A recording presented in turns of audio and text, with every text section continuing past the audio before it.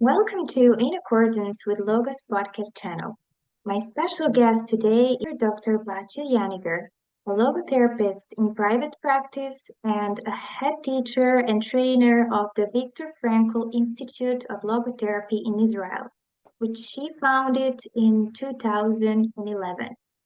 Batya's online courses take place in small groups of students from all around the globe, creating a sense of international community seeking a common will to meaning.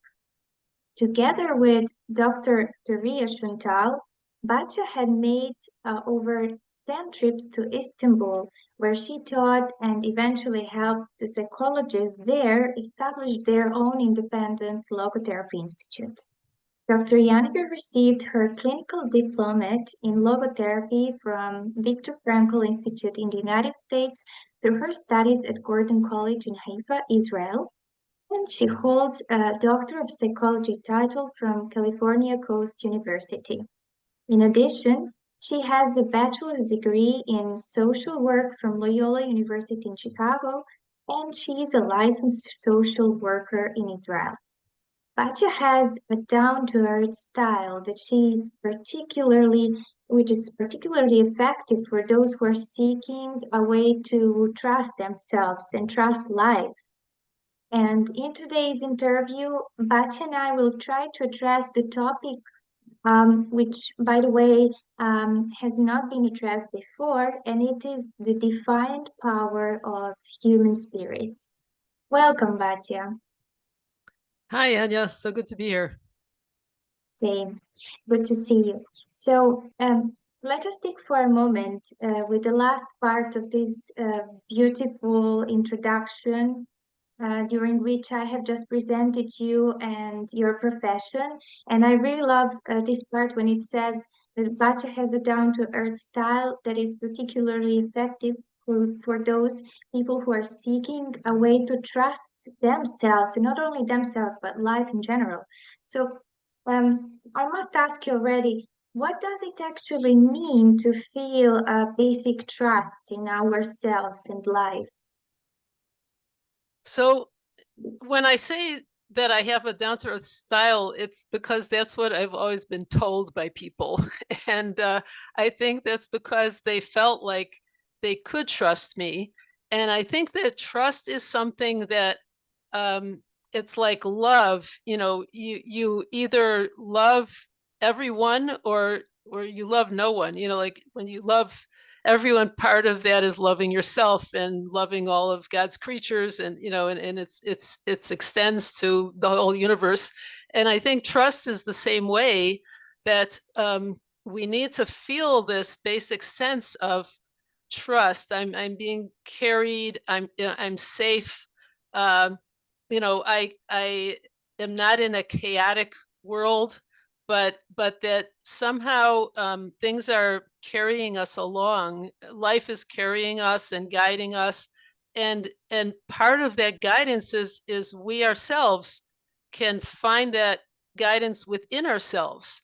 So it's a big problem in the world today because people in Western society have learned not to trust themselves, and when we do not trust ourselves, then we end up in a lot of trouble.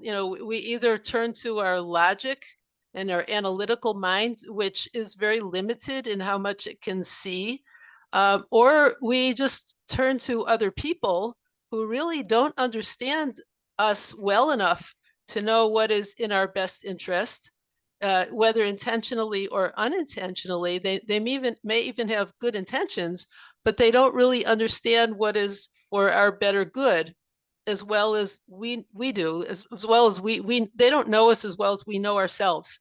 So Mhm. basic trust, it means like I know myself. I know that I have been endowed with the ability to judge things and to understand what's right and what's wrong, and I can follow that, and do the best I can. And that's all I can do, is do the best I can. But that is really what makes us human, is that ability to judge for ourselves and choose for ourselves. So Uh, Mm-hmm. Mm-hmm. that's like the most important thing there is to me. And that's trust in ourselves.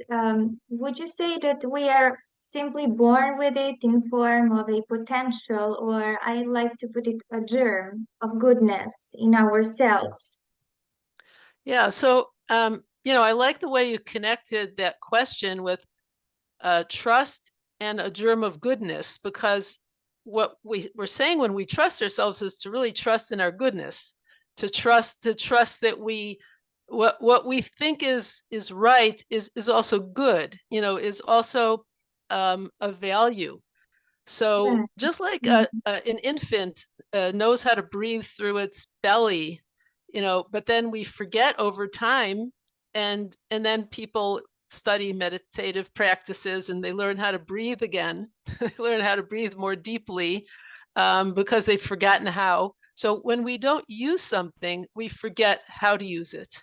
And so when we stop trusting ourselves, we forget how to trust ourselves, and we have to relearn it. And we relearn it by going into stillness in whatever way we can, through prayer or meditation or going into nature, and um, and learning to quiet down all the other noise around us. There's plenty of people that talk about that. You don't need me to talk about that, but that's what we need to do, is to relearn it. Mm-hmm. Mm-hmm.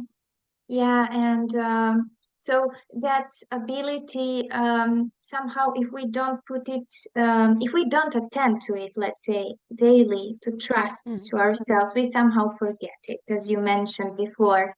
Right. And my next question then would be, why do people forget to trust themselves, and why is it so hard to trust ourselves? There are so many people who like to seek, who are desperately seeking affirmation from others, who please others, but in the end, they're lost. Yeah. Yeah. Yeah. Um, well, I think there are two parts to it.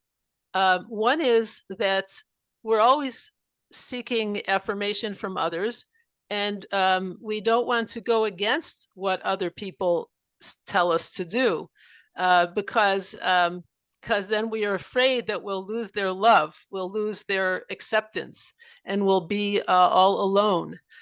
So we need to develop courage to realize that if we can really be ourselves and we can really listen to what we believe in, then we'll get respect from other people, and even if other people don't appreciate it, it's too bad. It's we need to like work from our center, and not be always worried about what other people think, and seek their approval, because are we living our own life, or are we living their life? Like whose life are we going to be living in the end? So it's difficult. Like Frankl said, that part of being human is to take a stand. What does it mean to take a stand? It means to stand for something. It means to say, um, I'm taking a stand here in favor or against this thing that the people do, or do I believe in it or not? Do I believe that I should do the same? Which group do I support, or which value do I want, or cause do I want to support? And we take a stand about that. So we might be for or against, we might be somewhere in the middle, but it should always be something that we've um, we've heard other people's opinions, but then we've processed that, and thought about it for ourselves, in our own independent way. So that takes courage. But there's also another aspect to it, another side to it, which is taking a stand vis-a-vis our own inner instincts. So Frankel described that need sometimes to go against our own inner instincts in the following way. He said he said this. Um, Certainly, man has instincts, but these instincts do not have him. What does Mm-hmm. it mean, have him? It means they are not Exactly. what what's in control of him, right? He says we have nothing against instincts nor against a man's accepting them, but we hold that such acceptance must also presuppose the possibility of rejection. In other words, there must have been freedom of decision. We must have some kind of decision whether we do we want to accept this impulse that's coming up inside of us or not. And when we look at it that way, we see it that there are those instincts as it's just a part of us that's working within us, but it's not our essence of who we are. In our essence of who we are, we decide what we think about that. So there's always so there's always that part that taking a stand about ourselves. And so while taking a stand about what society is doing requires courage, taking a stand about ourselves requires discipline. Because we have to be disciplined enough to say, okay, if I decided that I'm going to start this diet plan, let's say because of my health, so um, so then the decision is only the first step, but then I'm going to go out with friends and my family's going to have a barbecue and I can't eat what everybody else is eating. So I will have to take a stand, and I'll have to say, well, Right. I would like to have that, but I have a stronger reason of why I'm not going to eat what they're eating, and so people have a lot of trouble with that kind of Mm-hmm. self-discipline. They're very Right. weak when it comes to that. Right, right. And that's maybe the biggest challenge for the spirit, the defiant spirit that Frankl coined that term, defiant spirit. So, is defiant here also disciplined spirit? What did he want to say with the defiant? Can you help us understand a bit more the concept? Yeah, well, I think the concept of defiant brings to mind the word to defy, which means to stand up very strongly, and forcefully, and determinate with determination, against what is happening.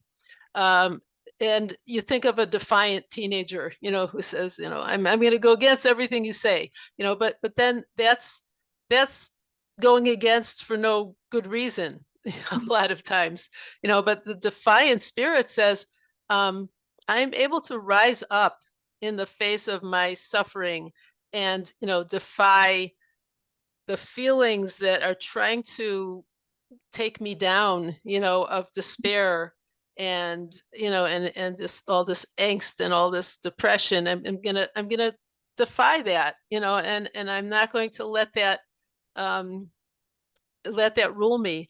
Mm, But there's also this kind of defiance of rules sometimes, that you say, well, just because it's a rule doesn't necessarily mean it's correct. And mm, and that was what we learned, I think, from the Holocaust, where Frankel was an inmate there for 3 years, and he saw how people just went along with what they were ordered to do. And so to defy orders is to say, well, those are my orders, but I don't necessarily have to follow these orders if the orders are immoral and unethical. And the mm, fact that so many people were not able to stand up to that, is something we need to learn about today as well. It's not mm, finished yet. I think people are still trying to work that out. Um, but every day there are things that we do that you know we get an idea in our head. It's not necessarily going along with what the crowd does or what's the norm. You know, So I could give an example of that where when I mhm, was in high school, my I was reading a book called How Children Fail by John Holt, and I was at the time I was developing my ideas about learning and the importance of learning just for learning's sake. And when my teacher gave us an assignment to do, where he said, "I'm not just going to tell you to answer the questions based on the theorem, but you have to figure out the theorem yourself. And like that was a really great challenge. And I was very excited about it and stayed up for hours, thinking it through. And at the end of that, I thought, wow, how can I just, work hard and like get so much enjoyment out of the learning process, and now I'm just going to get a grade for it? Like people just studying for the grade. Is that what it all means? Is that what it's all about? So I said, I told my teacher, I don't want you to give me a grade. And he the end of the year, I get my report card back and I see, okay, history, English, so forth, geometry, blank, no grade. So he did it. I felt like, yay, I achieved my goal, victory. So it was just such a little thing, but it's just an example of how I feel like I always had this defiant power of the human spirit in me from a very young age. I didn't just take things for granted of this is what you do and this is how you do it. Even like when it came to my upbringing, I was raised in a religious family, but I was sent to public school. So I when I got to high school age, I said, I want to go to a religious high school. I told my parents because I don't want to just go along with what I've been taught just because that's what I've been taught. I want to acquire it for myself. I want to feel like it makes sense to me. I want to understand it for myself. Okay, so that's something that people don't often do. They go along with, and they don't stop and think, wait a minute, what do I think about this? Does this make sense to me? You Right. know, Mm. so it's really Yeah. important. Especially in today's world, but I have to relate to this point when we are constantly bombed with a lot of information as we live Yeah, in information era, and there's this defiance of the spirit which is really important to survive, to go sane and go through all this process of being like being overwhelmed with a lot of information on a daily level. And so that defines spirit will also require from us to be disciplined, but to be selective about what information will we actually intake today. What is the food, metaphorically speaking, information food that we are feeding our spirits with today. So that ability I would add to be selective, apart from being disciplined, is also important for the defined spirit. right. It's very true. And I would say also that we need to assimilate the information in a way that our logical, analytical mind is combined with our intuitive ability, Right, right? right. Because whenever we make a decision based on our intuition, there's information behind it, right? And so Mhm. we're always kind of integrating the two.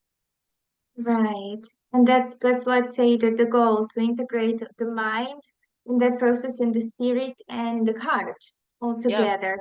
yeah, And so speaking of being selective and paying attention about what inputs we receive. So in that context, if we connect it to the story of the crowd, symbolically speaking, is it then that we are most challenged to fight from the place of our divine spirit when our uniqueness is constrained, and when we are simply refusing to be the part of that crowd? right. So the defined power, I would say, is a subset of freedom of will. And we are freedom of will, according to logotherapy, is being free to shape ourselves to who we will be, what we will do and who we will be. And then the defiant power is a subset of that freedom because it's the ability to make choices in circumstances where choosing is a difficult challenge. And when you talk about going with the crowd, so that's an example of where choosing is a difficult challenge. and people want to run away from the challenge, because they want to run away from conflict. Here,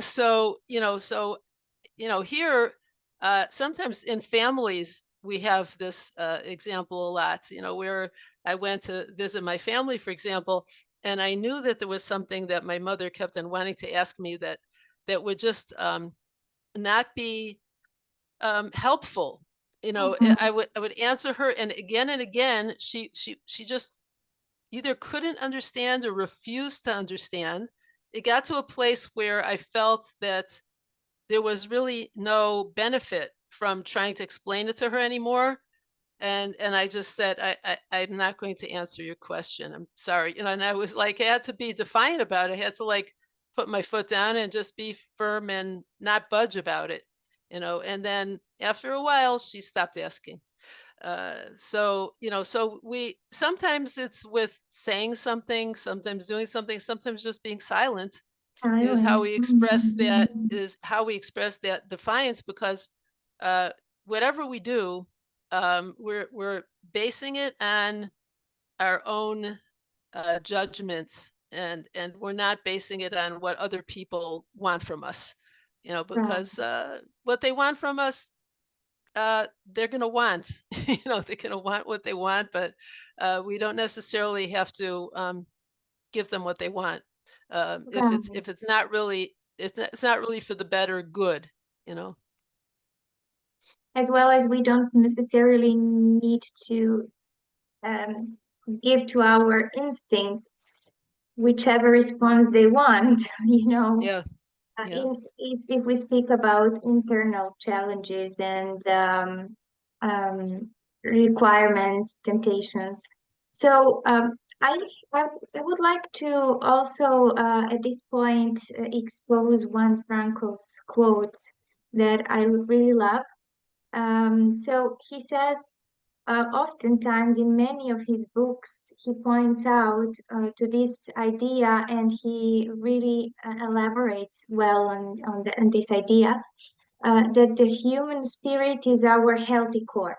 It's intact, as he explains in his works, and it's then one of the most reliable ways to nurture consistent and unwavering bond with our essential spirit in spite of all internal external distractions. What would it be, Batya? I know it's way too complex question, but I wanted to give something practical, if it's possible, to our listeners, something that they can take away from today's session. yeah. Okay, thank you for that question. I feel like all of my answers, kind of answered more than one question. So I missed what I wanted to say about uniqueness. So if it's okay with you, first I'm going to comment on that, and then I'll answer the question Sure, that you're answering now. sure. Okay, so as far as uniqueness is concerned, um, yeah, I agree that we lose something of our uniqueness when we're just trying to be people pleasers and or follow the crowd. But we also have to understand the meaning of uniqueness.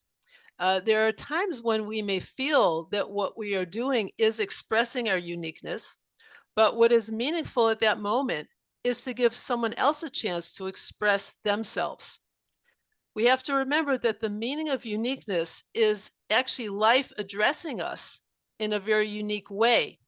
So I like to use the analogy of a musical ensemble to explain this.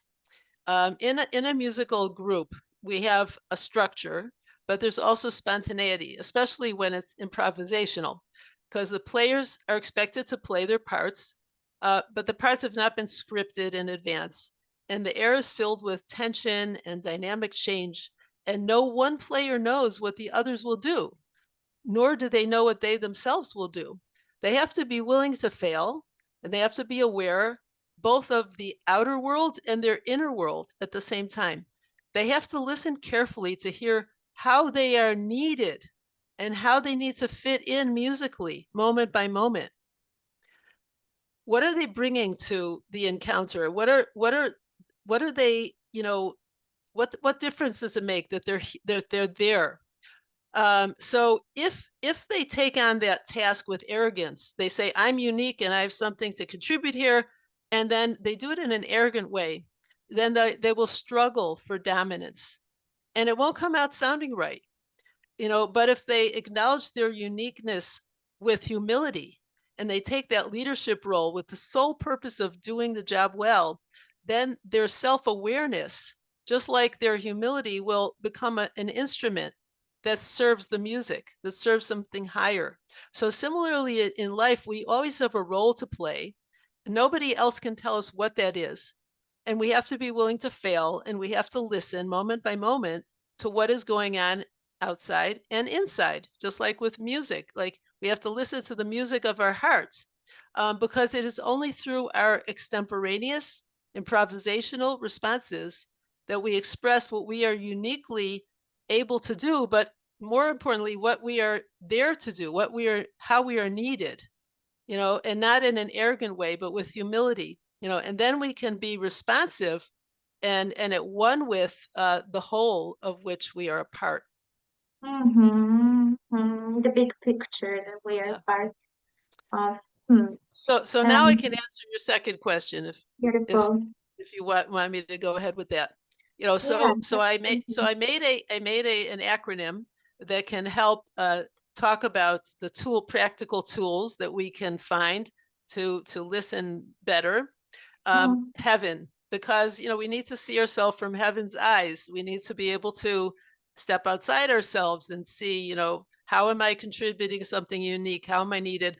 Right. So H stands for habits. Drop the habits that are not useful, like self-absorption, impatience, resentment, impulsivity, and adopt habits that help us listen. Okay. E is emotions. Name the emotion that's coming up. What does it tell me about my current state?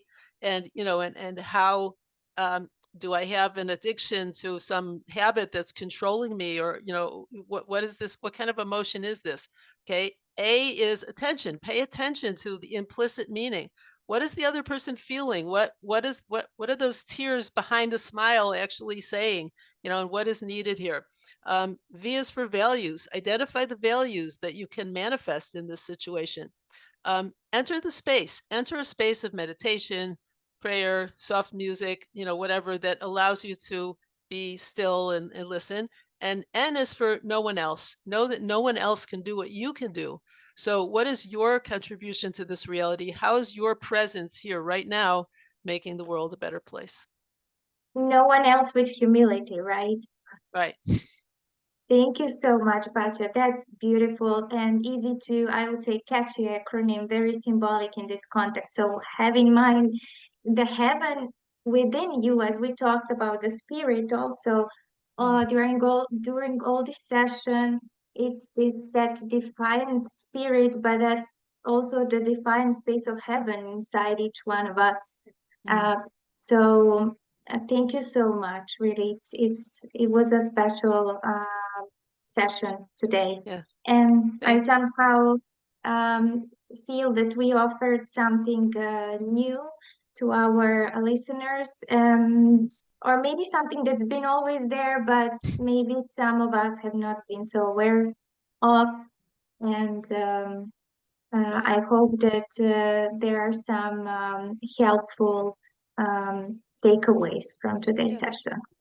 I hope so. That's my wish. And I always enjoy having conversation with you. So thank you very much for having me. Same. So take away the heaven. Yeah. Okay.